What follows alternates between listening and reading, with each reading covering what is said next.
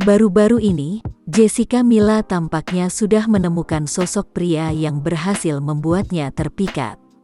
Bintang film Imperfect ini dikabarkan tengah menjalin asmara dengan Yakub Hasibuan.